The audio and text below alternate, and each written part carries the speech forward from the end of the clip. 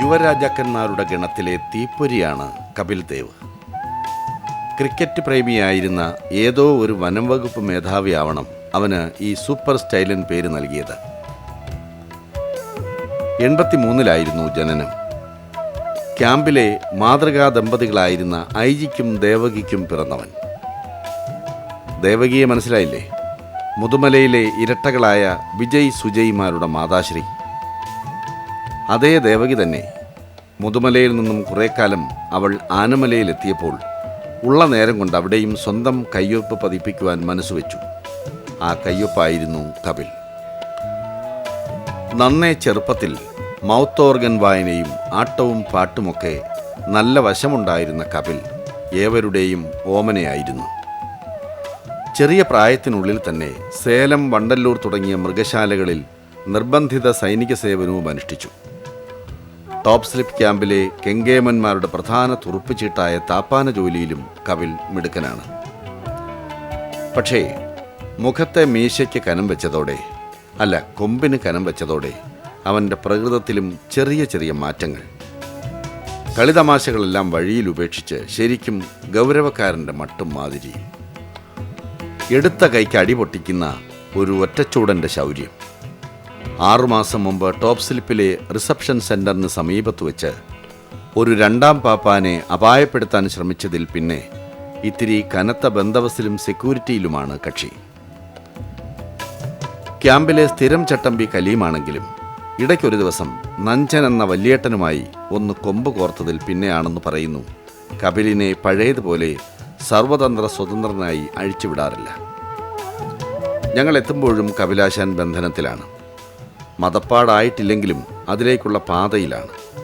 ഒപ്പം വിട്ടുമാറാത്ത അതിസാരം സൃഷ്ടിക്കുന്ന കാര്യമായ ക്ഷീണത്തിലും. കപിൽ ദേവിൻ്റെ മൗനത്തെപ്പറ്റി പലർക്കും പലതും പറയാനുണ്ടെങ്കിലും അതിൽ ഒരു സാധ്യത ഇത്തിരി വള്ളിക്കെട്ടുകളുള്ളതാണ്.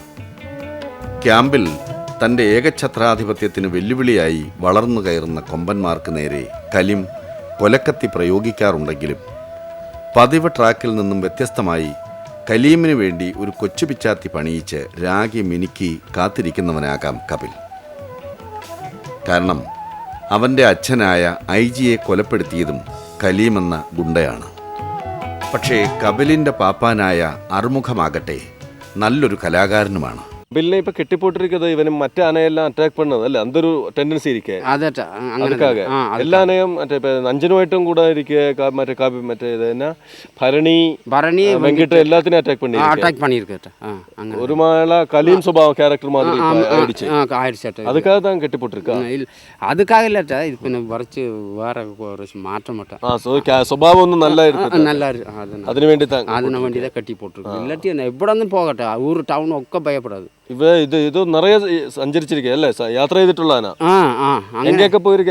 അതിപ്പോ ഞാൻ മറിഞ്ഞല്ലട്ടാ. ഊട്ടി, ഗൂഡല്ലൂർ, നിലക്കോട്ട, പാടംതുറ, പാട്ടവേൽ, സോടിപ്പാല, ഏറുകാട്, സേലം, കോത്തഗിരി, മുള്ളിക്കുറക്കോയിൽ, വാൽപ്പാറ, സോളയാർ, ഡോൺമുടി, ഇഞ്ചിപ്പാറ, മുരളിശ്ശേരി, ശ്രീരാംചേരി, ചേക്കൽമുടി, തായ്മുടി, ചീടിയാറ്, ചെട്ടിപ്പാളയം, മയിൽക്കല്ല്, വാളയാറ്, ചിന്നത്തടവ്, മാങ്കര, പന്നിമേട്, ഇത്ര സ്ഥലങ്ങളിൽ ഒക്കെ പോയി. അപ്പൊ ഇവ നമ്മ കപിൽ ദേവ് മാതിരി ഒരു യാത്ര പണി വേറെ ഒരു അങ്ങനെ പോകില്ലട്ടാ. അങ്ങനെ നിറയെ നാടുകൾ ഒക്കെ നിറയെ ഊരൊക്കെ ചുറ്റി பாதி மலர் போலை வளரும் கிளிவண்ணமே உன்னன் விடுந்த வெடியாதை காலை பொழுதாகி விளைந்த கலை என்னமே நதியில் விளையாடி கொடியின் தலை சீவி நடந்த இளம் தென்றலே வளர்பொதிகை மலை தோன்றி மதுரை நகர் கண்டு பொலிந்த தமிழ் மன்றமே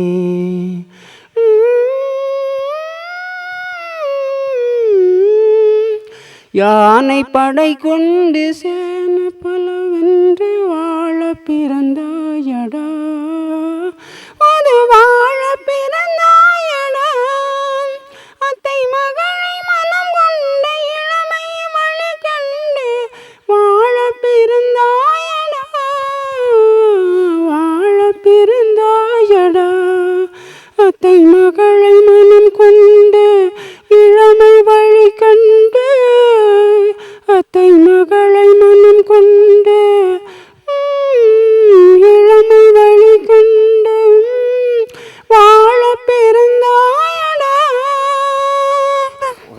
நல்லா இருக்கு ரொம்ப பிரமாதம் இது என்ன படத்துல பாட்டு இது இந்த இதில் இந்த ஆலயமணியில் ஆலைமணியில சிவாஜி யாரா சிவாஜி தானே சிவாஜி അല്ലേ ശിവാജി പിന്നെ ആര് ജോഡി ജോഡി സരോജ ദേവി അങ്ങനെ തന്നെ അപ്പൊ നമ്മള് സന്മനസ്സുള്ളവർക്ക് സമാധാനം സിനിമയിലെ ശ്രീനിവാസൻ പറയും ഈ കാക്കിക്കുള്ളിൽ ഒരു കലാകാരനുണ്ടെന്ന് പറഞ്ഞ പോലെ നമുക്ക് ഈ ആനക്കോട്ടയിലെ രണ്ട് ശബ്ദത്തിലും പാടുന്ന ഒരു കലാകാരനാണ്. പാട്ടൊക്കെ ഫുള്ള പാടട്ടോ നല്ല പാട്ടുകളൊക്കെ പാടുന്ന ഒരുപാട് ഈ ആനയുടെ കൂടെ ജീവിക്കുമ്പോഴും ഒരു നല്ല കലാകാരൻ ഒരു കലാകാരന്റെ മനസ്സിപ്പോഴും കൈമോശം വരാത്ത ആളാണ് നമ്മുടെ ഈ ഫോർ എലിഫന്റിന് വേണ്ടി നമ്മുടെ അഭിനന്ദനങ്ങൾ